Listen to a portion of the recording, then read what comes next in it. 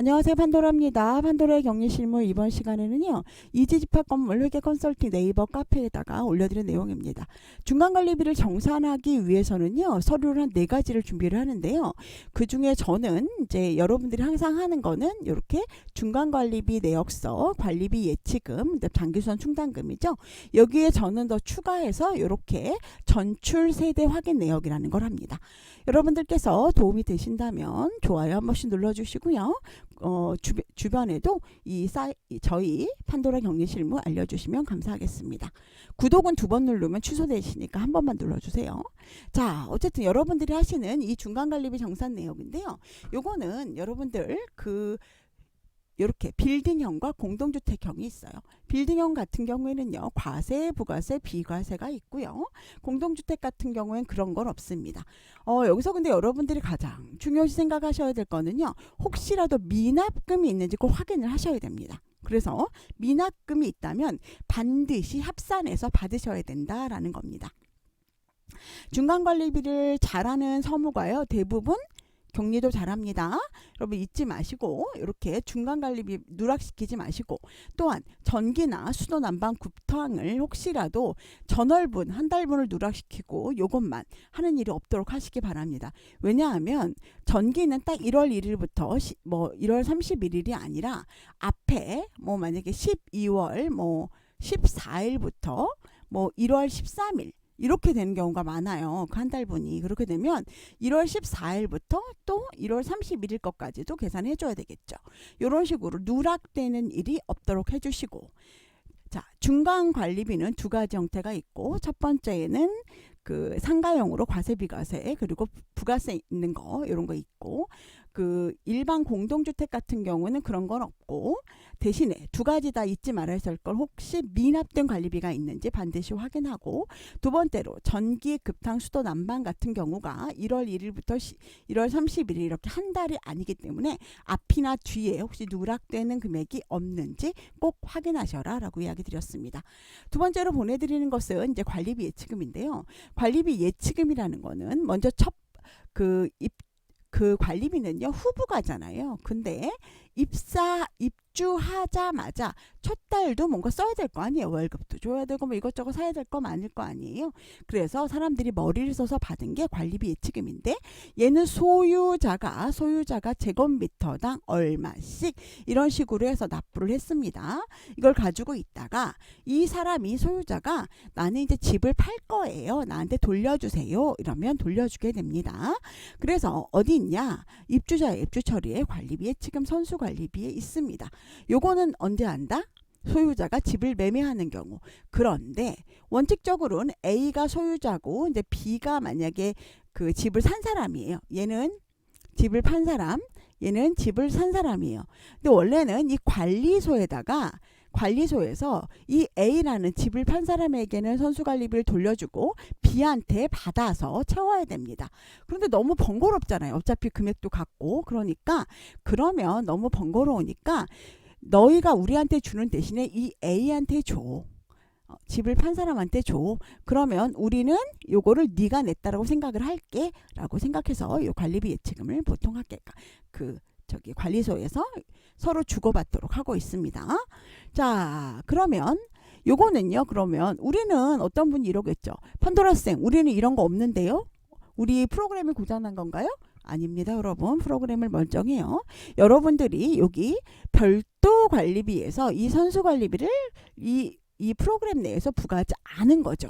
프로그램 내에서 부과하지 않고 수납 잡지 않았기 때문에 이 내용이 없는 겁니다.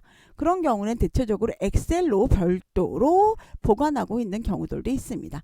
여기서 부과도 했고 수납도 했고 그랬기 때문에 이런 선수관리비라는 메뉴가 나오는 겁니다. 요거는 그래서 관리소도 보관하고 전출자 보관하고 산 사람, 산 놈, 판놈 보관해라 이렇게 해서 하는 겁니다. 입주자, 입주처리, 관리비 예치금, 선수관리비에서 이렇게 확인하시고 동호수 조회한 다음에 선택해서 인쇄 눌러주시면 됩니다. 자, 첫 번째로는 중간관리비 정산하는 내역, 두 번째로는 관리비 예치금, 이건 대신에 소유자가 집을 팔았을 경우 얼마다라고 알려주는 거죠. 세 번째로는 장기수선 충당금인데요. 얘는 뭐냐? 장기수선 충당금은 원래는 구분징수라고 해서 징수하는 자가 달라요. 보통은 일반적으로 거주자, 거기 살고 있는 사람, 거주자한테 관리비를 내라 그러는데 이거는 유일하게 소유주에게 내라고 합니다. 그러다 보니까 구분징수 항목이라고 해서 장기수선 충당금이라고 합니다. 근데 두 가지 경우일 때 계산을 해주는데요. 첫 번째로는 사용자가, 전세입자가 내가 2년 지났어요. 나 여기 전세 3년, 2, 3년 지났어요. 나 갈래요. 집에 갈게요. 집이 아니죠. 집을 사서 내가 딴 데로 가게 됐어요. 그럴 경우 어떨까요? 원래는 거주자가 내는 게 아니라 소유주가 냈어야 되는데 이거를 거주자가 대신 내줬으니까 거주자가 이사 갈 거야. 그러니까 소유주 나한테 그거를 내가 대신 내준 돈 빨리 줘 라고 했을 때, 자, 두 번째로는요. A라는 사용자가 아까 B라는 사용자한테 집을 팔았어요. 근데 여기에 전세입자는 계속 살고 있단 말이에요. 전세입자가 그러면 A라는 사람이 집을 판 게 12월 1일이에요. 그러면 그 이전에 12월 1일 이전에 돈에 대해서는 A라는 사람이 책임이 있고 집을 매매받은 12월 1일 이후부터는 B라는 사람한테 책임이 있죠. 그래서 집을 매매하면서 요 부분에 대해서 A라는 사람이 자기가 책임져야 될 부분에 대해서 살고 있는 분에게 돈을 계산해 줍니다. 그랬을 때 이렇게 그 장기수선 충당금은 두 가지 경우, 거주자가 이사 갔을 때나 아니면 집을 매매했을 때, 사용자가 거주 중인데 소유자가 집을 매매하는 경우는 장기수선 충당금을 계산해 주게 됩니다. 입주자의 전출 처리에 장기수선 충당금을 계산해 주면 되는데요. 단지 단가표가 없으면 이 내용이 나오지 않습니다.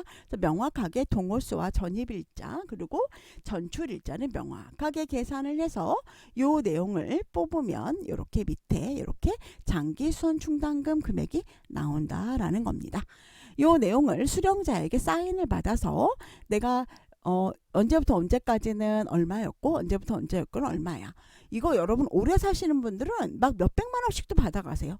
알고 계시죠? 해보시다 보면은 이게 몇백만 원도 받아가시는 분이 있습니다. 저는 요것만 드린 게 아니라 이렇게 전출 세대 확인 내역이라는 걸 드렸어요. 요거는 제가 아래한 걸로 해서 별도로 만들었었고요. 관리비 정산일자, 실제 전출일, 부동산 입주일자, 전출자 연락처, 구분 매매 이런 식으로 했는데 요즘 또 개인정보가 또 문제가 될 수도 있으니까 이런 거는 또 일부 기간만 보관하고 이 전출자 연락처는 지우셔야 할 것 같습니다. 자, 그래서 첫 번째로 중간관리비 여기다 넣어놨고요. 혹시 미수관리비가 있다면 요 밑에 이렇게 미수관리비도 기재를 해주셨으면 좋겠습니다. 그리고 계산된 관리비 중에 6월 전기료는 6월 15일부터 7월 14일, 7월 분 전기료는 7월 15일부터 8월 1일까지 실검증 금액이다. 그러니까 신재 전축이라고 관리비 정산일도 저는 이렇게 기재를 했습니다. 그리고 부동산도 실질적으로 나중에 알아야 되니까 이렇게 기재를 했던 거예요. 그리고 집을 매매하실 때는 선수관리비는 평당 8,000원입니다. 왜냐면 매매니까요. 그래서 이렇게 기재를 해줬고 요 돈을 이렇게 금액을 써줬습니다. 그리고 또 만약에 장기수선 충당금이 있다면 여기 밑에다가 장기수선 충당금은 얼마입니다. 이렇게 기재를 해줬겠죠. 근데 여기는 매매이기 때문에 장충에 대한 내용이 없죠. 집주인이 살다가 매매한 경우이기 때문에 특별히 그런 내용이 없었죠. 그리고 이제 그 문제 있었던 전기 메인 차단기를 완전히 내렸을 경우에는 난방 요금을 조절하지 못해서 요금이 과대 청구될 수 있다. 혹은 한 달 이상 공가를 유지할 경우는 관리사무소에 알려주셔야 보험회사에 고지해서 화재 관련 시 보호받을 수 있다. 그리고 세대 인테리어 시 관리사무소에 신고해라. 이런 내용을 기재를 해줬습니다. 그러니까 요거 밑에 있는 내용을 다 그냥 여기다가 하나에 넣어서 이 사람들한테 알려주는 거예요. 너희 그 중간관리비 얼마고 그 다음에 언제부터 계산을 한 거고 집을 매매할 때는 평당관리비 얼마고 장기수선 충당금 얼마고 문제가 뭐가 있으니까 조심해 라고 알려주는 이런 내용을 저는 별도로 해서 이렇게 4장을 저는 만약에 필요한 경우는 이렇게 4장을 그 부동산에 보내줬습니다. 아니면 이제 저희한테 중간관리비 해달라 하시는 분한테 저는 보내줬습니다. 그러다 보니까 크게 문제가 없이 뭐 만약에 돈을 못 받았다거나 이런 일 없이, 그리고 저는 만약에 미납액이 여기 많잖아요. 미납액이 많는 경우에는 부동산에도 이거를 막 강조를 해줘요. 이분한테 전화도 합니다. 저는 혹시 여기 미납액 많은 거 알고 계시죠?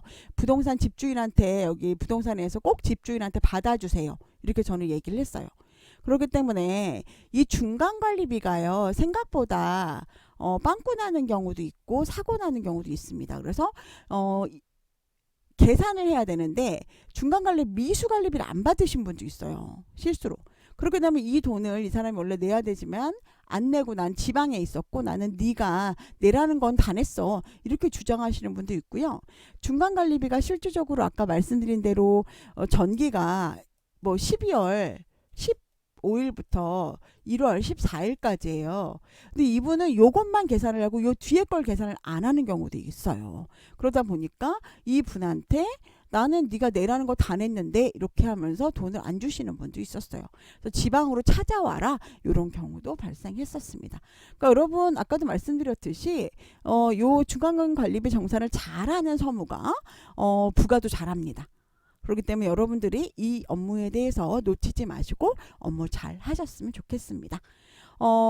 중간관리비 할 때 첫 번째 중간관리비 정산 내역, 두 번째 관리비 예치금, 세 번째 장기수원 충당금, 그리고 그거를 포괄할 수 있는 전출세대 확인 내역이라는 걸 써주시면 더 좋겠다라고 설명드렸습니다. 오늘도 좋은 하루 되시고요.